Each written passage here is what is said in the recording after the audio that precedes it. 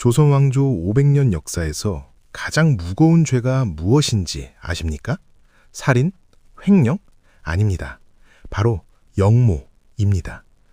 왕의 자리를 탐하거나 나라를 뒤집으려는 시도, 이것은 단순한 범죄가 아니었습니다. 하늘의 뜻인 왕권을 부정하는 행위, 즉 신성모독과도 같았죠. 그 대가는 참혹했습니다. 주동자는 능지처참을 당해 팔다리가 찢겨나갔고 그의 부모와 자식, 아내까지 3족이 몰살당했습니다. 실패하면 가문의 씨가 마르는 끔찍한 도박. 그런데도 조선 역사에는 목숨을 걸고 왕에게 칼을 겨눈 사람들이 끊임없이 등장합니다. 도대체 왜 그랬을까요? 왕이 정치를 얼마나 못했으면 백성들이 낫과 곡괭이를 들고 일어났을까요? 혹은 왕에게 얼마나 큰 약점이 있었길래 신하들이 등을 돌렸을까요? 오늘 지식단골에서는 조선을 멸망 직전까지 몰고 갔던 결정적인 내란, 그 피 튀기는 역사의 현장으로 들어갑니다. 성공했다면 지금 우리가 배우는 역사책이 완전히 바뀌었을지도 모를 조선의 3대 내란입니다. 첫 번째 사건은 조선 전기, 피해 군주라 불렸던 세조 때 일어났습니다. 바로 이시애의 난입니다.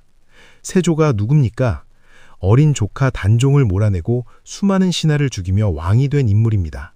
그만큼 권력욕이 강했고 모든 권한을 중앙으로 집중시키려 했죠. 이 과정에서 가장 큰 불만을 품은 지역이 있었습니다. 바로 한반도의 북쪽 끝, 함경도였습니다. 당시 함경도는 조선 건국의 시조인 이성계의 고향이었지만 조정으로부터 철저히 무시당했습니다. 거기는 오랑캐들이나 사는 곳 아니냐? 사람들이 거칠고 예의가 없다며 중앙 관리들이 함경도 사람들을 대놓고 차별했죠. 게다가 세조는 함경도의 수령들을 모두 서울 사람, 즉 낙하산 인사로 채워버립니다. 이때 등장한 인물이 바로 함경도의 호족 이시애입니다. 1467년 이시애는 함경도 사람들의 분노에 불을 지릅니다. 서울놈들이 우리를 짐승 취급한다. 더 이상 참을 수 없다. 그의 외침에 함경도 전역이 들썩였습니다. 북방에서 여진족과 싸우며 단련된 함경도 군사들은 그야말로 전투 기계였습니다. 반란군은 파죽지세로 남하했고 세조는 큰 충격에 빠집니다. 세조에게 이 반란이 뼈아팠던 이유는 따로 있었습니다. 자신이 반정으로 왕이 되었기 때문이죠. 또 다른 반란이 일어났다는 사실 자체가 자신의 정통성을 흔드는 일이었으니까요. 세조는 급히 조카인 남이 장군과 구성군 이준을 보내 토벌에 나섭니다.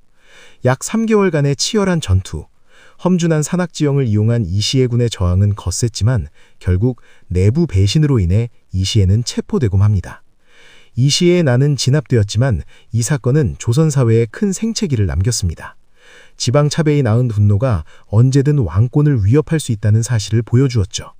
하지만 세조는 이를 교훈 삼아 지방을 포용하기보다는 중앙 집권을 더욱 강화하는 핑계로 삼았습니다. 이것이 훗날 또 다른 불씨가 될 줄은 모른 채 말이죠. 시간을 훌쩍 뛰어넘어 조선 후기 영조 4년 1728년으로 가보겠습니다. 조선 역사상 가장 규모가 컸고 한양 도성까지 위협했던 이인좌의 난입니다.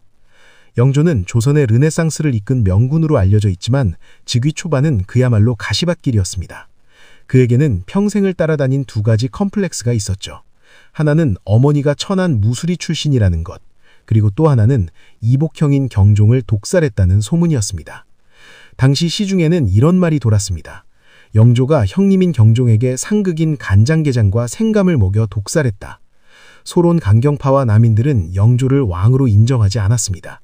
그들에게 영조는 형을 죽이고 왕위를 훔친 패류나이스니까요. 이 분노를 결집한 인물이 바로 남인 가문의 이인좌였습니다. 이인좌의 난이 무서운 건 규모 때문입니다. 충청도, 전라도, 경상도 그리고 평안도까지 전국 각지에서 동시다발적으로 봉기가 일어났습니다. 반란군은 경종대왕의 원수를 갚는다는 명분을 내세우고 청주성을 함락시킨 뒤 거침없이 한양으로 진격했죠. 당시 한양의 민심은 흉흉했습니다. 반란군이 붙인 벽보에는 임금은 가짜다, 숙종의 피둘기가 아니다는 충격적인 내용이 적혀 있었고 일부 백성들은 이에 동조하기도 했습니다. 영조에겐 절체절명의 위기였습니다. 왕이 된 지 4년 만에 쫓겨날 판이었으니까요. 영조는 직접 도성 문로에 올라 방어를 지휘해야 할 정도로 상황은 심각했습니다. 결국 오명항을 도순무사로 임명하여 토벌궁을 보냈고 안성 팜천 전투에서 반란군의 주력을 격파하며 가까스로 진압에 성공합니다. 이 사건 이후 영조의 성격은 어떻게 변했을까요? 그는 자신의 정통성에 대한 강박관념이 더 심해졌습니다. 탕평책을 쓰면서도 마음속 깊은 곳에는 언제든 신하들이 나를 배신할 수 있다는 의심의 씨앗이 자라났죠. 어쩌면 훗날 사도세자를 뒤주에 가둬 죽인 비극의 시작점은 바로 이 이인좌의 난이 심어준 공포였을지도 모릅니다. 마지막 세 번째 사건은 19세기 조선이 서서히 무너져가던 순조 때 일어난 홍경래의 난입니다. 앞선 두 반란이 권력투쟁의 성격이 강했다면 홍경래의 난은 성격이 완전히 다릅니다. 바로 먹고 살기 힘든 백성들의 생존투쟁이었습니다. 당시 조선은 안동 김씨 등을 비롯한 세도 정치 가문들이 권력을 독점하고 매관매직과 가혹한 세금 수탈로 백성들의 삶은 지옥 그 자체였습니다. 특히 평안도 지역에 대한 차별은 극에 달했습니다. 평안도 놈들은 벼슬길에 오를 생각도 마라는 말이 있을 정도였으니까요. 이때 몰락한 양반 홍경래가 등장합니다. 그는 10년 동안이나 치밀하게 반란을 준비했죠. 풍수지리설과 예언서인 정감록을 이용해 조선의 운이 다했다. 지인이니 즉 참된 사람이 세상을 바꿀 것이다는 소문을 퍼뜨리며 사람을 모았습니다. 그의 깃발 아래 모인 사람들은 다양했습니다. 차별받던 양반, 과중한 세금에 시달리던 상인, 빚더미에 앉은 농민, 그리고 광산 노동자들까지 조선 사회에서 소외된 모든 이들이 홍경래를 중심으로 뭉쳤습니다. 1811년 마침내 봉기가 시작됩니다. 더럽고 썩은 세상을 갈아엎자. 그들의 기세는 무서웠습니다. 불과 열흘 만에 청천강 이북의 7고을을 점령했죠. 관군들은 겁을 먹고 도망지기 바빴고 백성들은 반란군을 환영하며 술과 고기를 대접했습니다. 하지만 조정이 대규모 토벌군을 보내자 전세는 역전됩니다. 반란군은 정주성으로 밀려가 고립되었죠. 여기서부터 처절한 비극이 시작됩니다. 무려 4개월간의 포위 공격. 성 안은 식량이 떨어져 나무 껍질을 벗겨먹고 심지어 굶어 죽은 시신을 먹는 참혹한 일까지 벌어졌습니다. 하지만 그들은 항복하지 않았습니다. 항복해봤자 탐과 놀이들에게 죽을 것이 뻔했으니까요.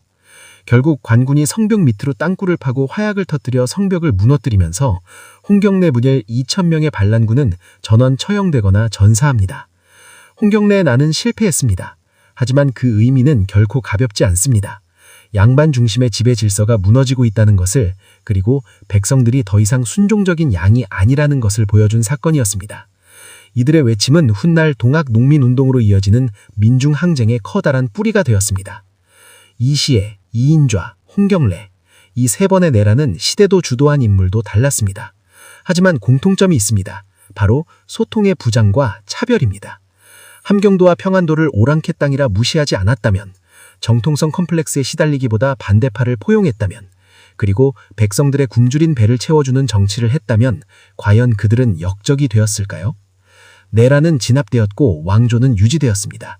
승자의 기록인 역사책은 그들을 역적이라 부릅니다. 하지만 그들이 목숨을 걸고 터뜨린 분노의 목소리는 500년 왕조가 겉으로는 평화로웠지만 안으로는 썩어 들어가고 있었음을 증명하는 경고음이었습니다. 오늘 지식단골이 준비한 조선의 3대 내란 이야기 어떠셨나요? 역사는 과거의 이야기지만 그 속의 인간 군상은 오늘날과 놀랍도록 닮아 있습니다. 영상이 유익하셨다면 여러분의 구독과 좋아요는 저희에게 큰 힘이 됩니다.